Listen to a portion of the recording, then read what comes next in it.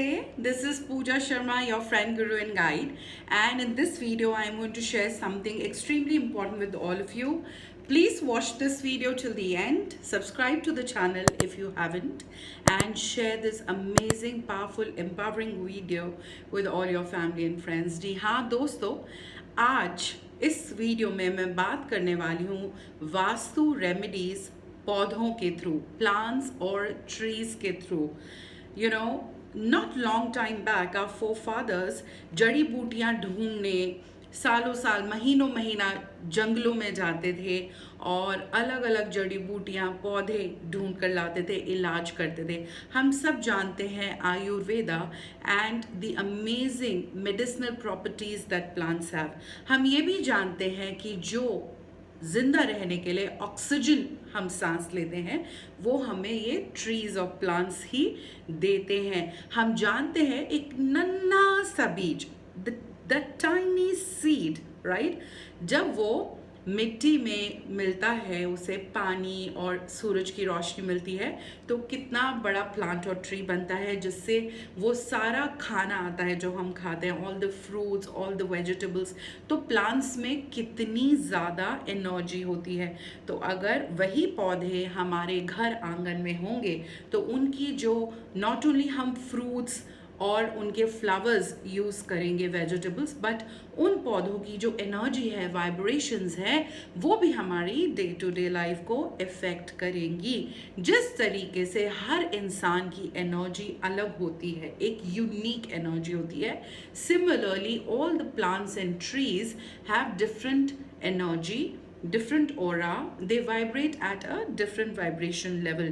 ये सब मैं यूं तो आयुर्वेदा और प्लांट हीलिंग क्लासेस में पढ़ाती हूँ. एक्सपीरियंस के तौर पर आप किसी भी पार्क में जाएं और अलग अलग पेड़ों के साथ ज़रा सा पास में जाके खड़े हों या उसको ट्री को हग करें, आँख बंद करके कुछ मिनट वहाँ बिताएं, you would know the impact. You would see that energy of every tree is different. एक ट्री के साथ जब आप हग करेंगे आपको बहुत कामनेस मिलेगा, एक के साथ आपको बहुत एबंडेंट फीलिंग आएगी, ग्रेस फीलिंग आएगी, एक ट्री के साथ आपको डिफरेंट टाइप की वाइब्रेशन आएगी, लाइक दैट. तो इस वीडियो में मैं बताने वाली हूँ कि हमें उन पौधों की एनर्जी, यूं तो आम इंसान रोज़मर्रा की ज़िंदगी में प्लांट्स की एनर्जी नहीं जानता है, तो मैं एक वास्तु एक्सपर्ट होने के नाते, एक एस्ट्रोलॉजर और एक आयुर्वेदा स्पेशलिस्ट होने के नाते बताने वाली हूँ कि अपने घर में कौन से पौधे नहीं लगाने हैं बिल्कुल, जिनसे प्रॉब्लम होती है, और कौन से पौधे लगा सकते हैं. तो सबसे पहले वास्तु प्लांट रेमेडीज़ में हम जानेंगे नो, बिग नो, कौन से पौधे घर में बिल्कुल नहीं लगाने हैं क्योंकि उनकी वजह से घर में प्रॉब्लम आती है. और अगर वो वाले पौधे या पेड़ आपके घर में हैं तो आप प्लीज़ उन्हें रिमूव करें जल्द से जल्द. तो हमें अपने घर में कैक्टस या थॉर्न्स, कांटों वाला कुछ नहीं लगाना चाहिए. इसमें बस एक ही एक्सेप्शन है, इंडियन रोज़, जी हाँ, गुलाब, क्योंकि उसमें भी कांटे होते हैं. गुलाब को छोड़कर जो है, क्योंकि वो तो हम फर्टिलिटी और रोमांस और रिलेशनशिप हीलिंग के लिए यूज़ करते हैं.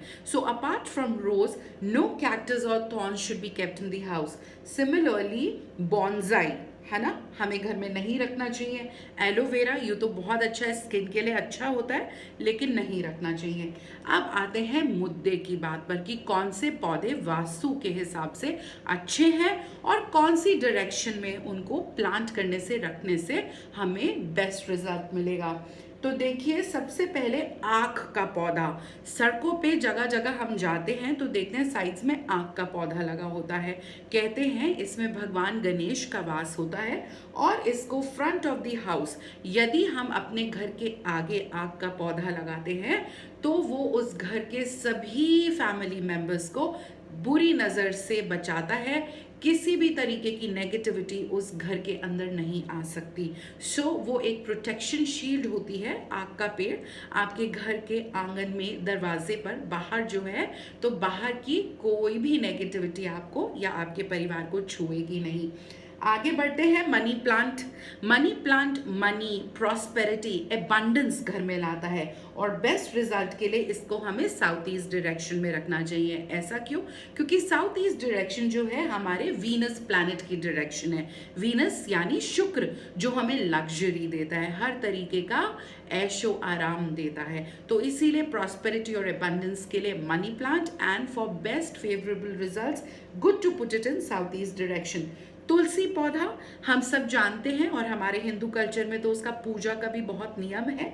उसको, या बैसिल ट्री हम बोलेंगे, नॉर्थ में, ईस्ट में या नॉर्थ ईस्ट में रखेंगे तो बहुत अच्छा रिजल्ट मिलेगा। कहते हैं तुलसी तो खुद एक देवी भगवान के समान है जो आपने रखी है। तो वास्तु में जैसे कहते हैं हमारा मंदिर, घर का टेम्पल, मेडिटेशन रूम भी नॉर्थ ईस्ट या नॉर्थ ईस्ट में होना चाहिए, तो तुलसी को वहाँ रख सकते हैं। नीम की अगर हम बात करें, again we all know the medicinal properties of neem. अगर आपके घर में नीम का पेड़ है और नॉर्थ वेस्ट में है तो वो बहुत अच्छा हेल्थ के लिए रहता है उस फैमिली के लोगों के लिए। बनाना ट्री, केले का पौधा, इसकी हम पूजा भी करते हैं। कहते हैं उसमें भगवान विष्णु का वास है। वो घर के अगर नॉर्थ ईस्ट डायरेक्शन में होगा तो आपको बहुत फायदा देगा।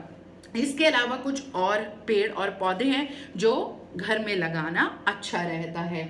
लिली है, लैवेंडर है, कोकोनट, पाइन या लेमन, ये कुछ भी लगाएंगे तो अगेन वो हेल्थ की रेमेडी है। घर में अगर कोई बीमारी है, घर के लोग बहुत ज़्यादा बीमार होते हैं तो ये बहुत मददगार सिद्ध होगा। साथ ही साथ सैंडलवुड हुआ, जैस्मिन हुआ। अब एक पते की बात, मेरे पास बहुत कपल्स आते हैं जो फैमिली प्लान कर रहे हैं, कुछ प्रॉब्लम है या मिस कैरेज हुआ है या IVF ट्राई कर रहे हैं या IVF वर्कआउट नहीं हुआ। ऐसे केसेस में हम उन्हें बोलते हैं प्रोमीग्रेनेट, जी हाँ, जिसे कहते हैं अनार। अनार या पाइनएप्पल का जो है पेड़ या पौधा बहुत अच्छा रहता है बेबी के लिए, फर्टिलिटी के लिए। ये चीज़ें जो हैं आपके साथ मैं शेयर करना चाहती थी। इसके अलावा और भी बहुत सारे पौधे हैं अलग अलग रेमेडीज़ के लिए। ये एक जनरल बात मैंने शेयर की है। अगर आप इंडिविजुअली जानना चाहते हैं आपके घर में या आपके लाइफ में कोई स्पेसिफिक प्रॉब्लम है और कौन सा पौधा और किस दिशा में लगाना चाहिए तो आप हमें संपर्क कर सकते हैं। अभी के लिए इतना।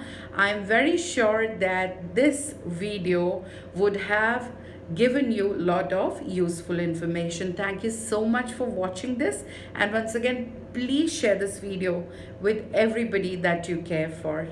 Namaste.